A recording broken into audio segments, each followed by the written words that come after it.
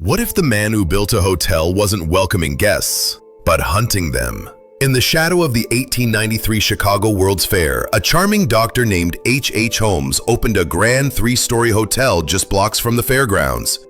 But hidden inside wasn't hospitality, it was horror. Because this wasn't just any hotel. Holmes had secretly designed the building himself, complete with trapdoors, soundproof rooms, false walls, and gas chambers. Victims checked in, but many were never seen again, and somehow no one noticed. Not the staff, not the police, not the neighbors. Hundreds of people, mostly young women, came to Chicago chasing dreams.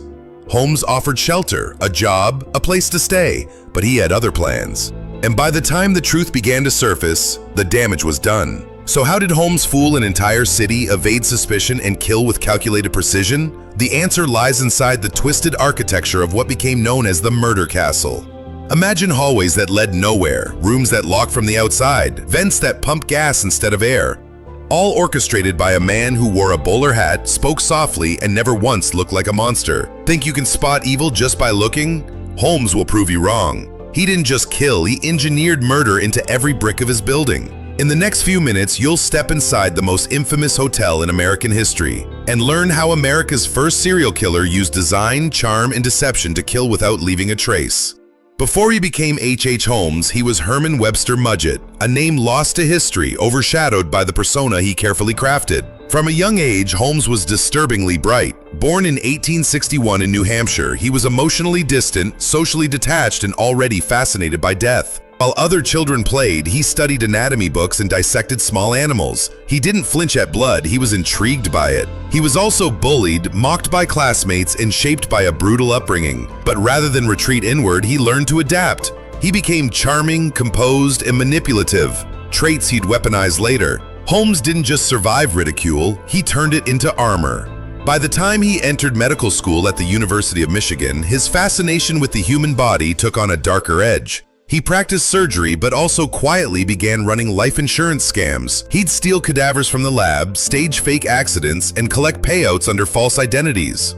He was learning not just how to cut, but how to cover it up. Holmes didn't believe in limits. He used aliases like Henry Gordon and Harry Pratt. Each name came with a backstory and a purpose, usually fraud. He bounced from city to city, marrying women, vanishing with their money, and lying to everyone who crossed his path. Wherever you went, trouble followed but never quite caught up. He wasn't just a murderer in the making. He was a con artist, a manipulator, and a surgeon rolled into one. Someone who understood both people and how to break them. His ability to blend in made him more terrifying than any outwardly violent man. He wore charm like a mask.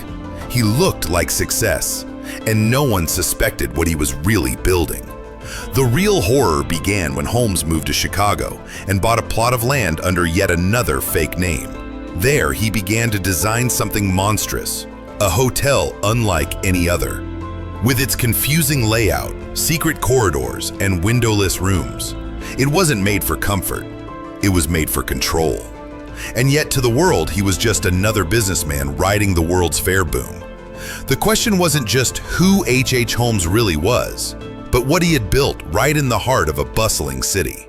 In 1893, the World's Fair came to Chicago, bringing in millions of people from all over the country. It was the perfect place for someone like H.H. Holmes to hide in plain sight. Holmes built a strange three-story building just a few blocks from the fair. From the outside, it looked like a normal hotel, but inside, it was something much darker. He called it a hotel, but it was built for murder. The building had over 100 rooms, but many of them were made to trap, trick, or kill. Some had gas pipes hidden in the walls. Holmes could turn a valve and fill a guest's room with poison gas, without them ever knowing. Other rooms had secret trap doors, hidden hallways, and even false walls. Some rooms had metal walls that were soundproof, so no one could hear screams.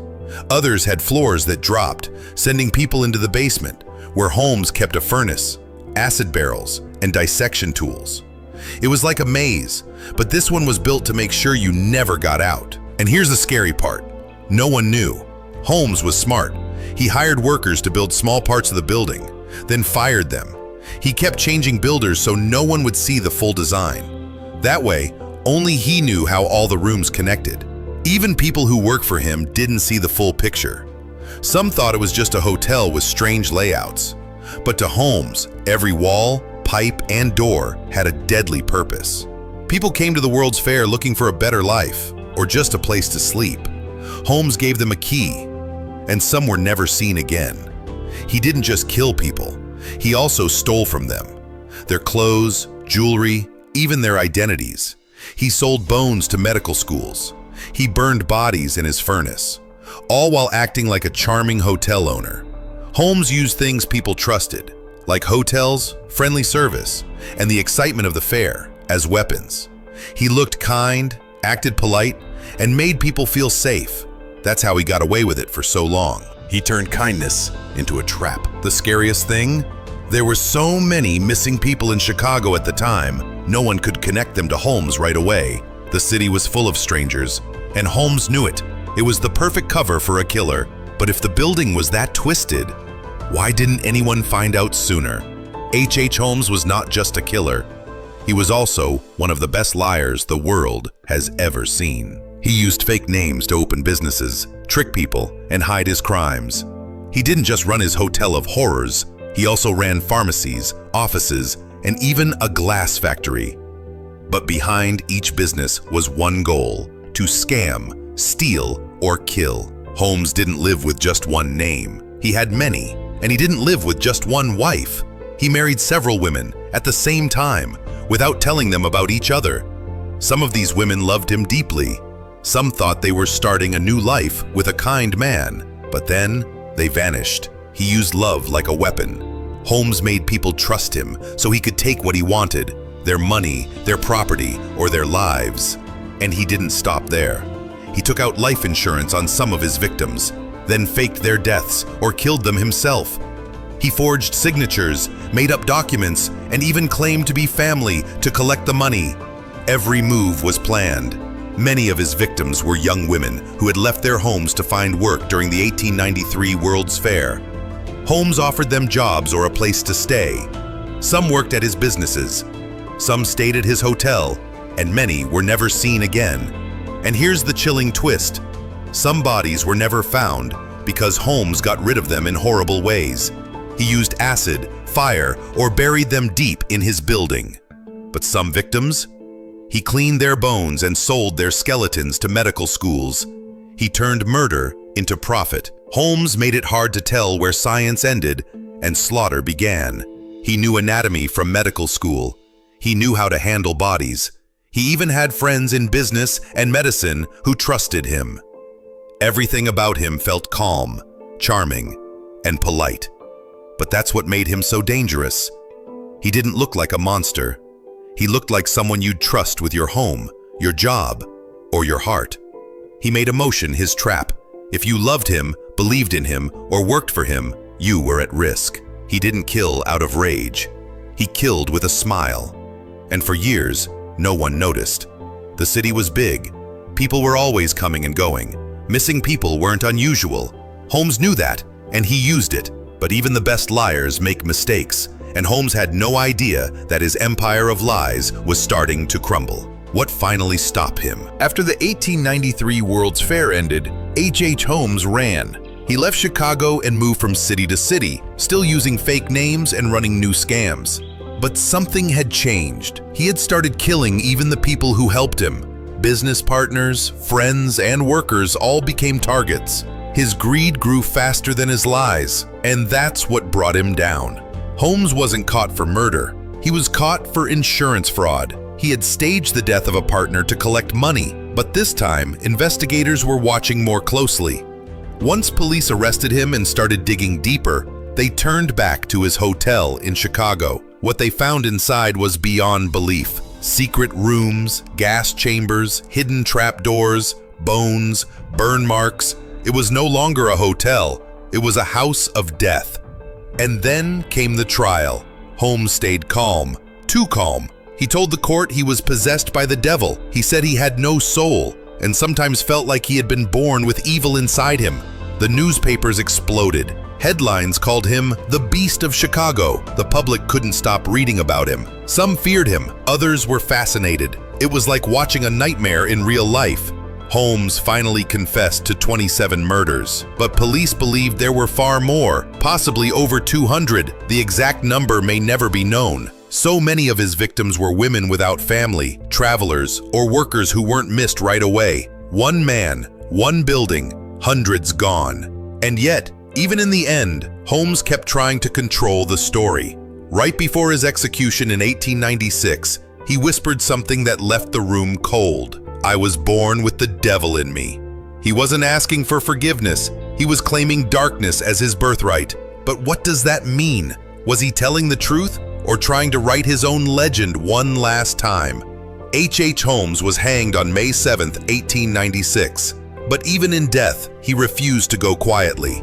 Witnesses said his body twitched for over 15 minutes. The noose didn't snap his neck. Instead, he choked slowly, almost as if his body was fighting to stay alive. Before he died, Holmes told a reporter, "I was born with the devil in me." He didn't beg, he didn't cry, he embraced the evil people said he was. But he had one final request, one that shocked everyone. He demanded that his coffin be filled with cement and buried 10 feet deep. Why? He said it was to stop grave robbers. But others believed it was because he feared something worse, that people might dig him up, study him, or even expose a final trick. It worked. For over 100 years, no one touched the grave. But Holmes wasn't done playing games. In 2017, more than a century later, a strange question came up. What if Holmes faked his death? What if the body wasn't really his? Some believed he had escaped justice one last time. So the grave was opened. The cement was cracked open. The bones were tested. And finally, the truth came out. It was him. Holmes hadn't escaped. His body had been there all along. Even in death, though, Holmes kept people guessing. He had created a legend so strong, it made people question facts more than a century later. He didn't just kill people. He twisted truth, trust, and reality itself. He was the killer who built his own myth, one lie at a time. And it worked. Even today we ask, how many did he really kill? What did he believe? Was he a madman or a mastermind? And perhaps the biggest question of all, was Holmes truly evil, or was he a monster we helped create? He lived in a time of greed, corruption, and unchecked power. He used the system, used science, used charm, and turned it into a weapon. In the end, Holmes died with a smirk and a secret. But the echo of that secret still haunts history. H.H. Holmes wasn't hiding in shadows. He was standing in plain sight, wearing a smile, shaking hands, building his empire. He wasn't just a killer, he was a planner, a builder, a strategist who used intelligence as a weapon. He didn't kill in chaos. He engineered death like a business model.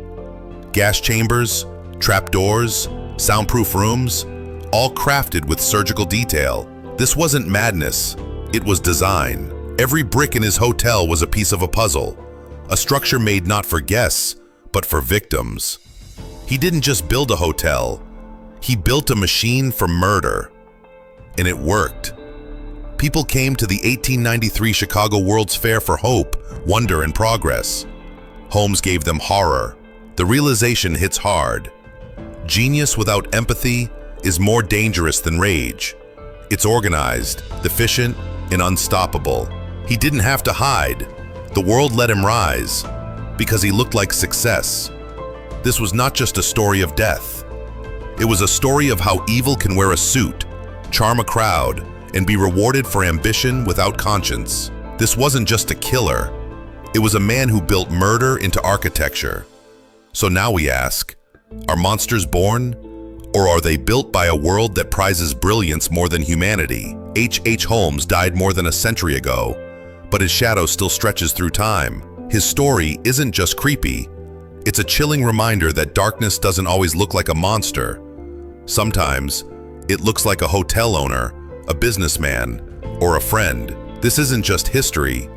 It's a warning that charm can hide cruelty, and ambition without conscience can build real-life nightmares. Want more stories that go beneath the headlines and into the minds behind the crimes? Subscribe now, and don't just learn what happened. Understand why it happened. Your voice matters too. Was Holmes pure evil, or a man shaped by a world that valued profit over people? Drop your take in the comments. We're listening.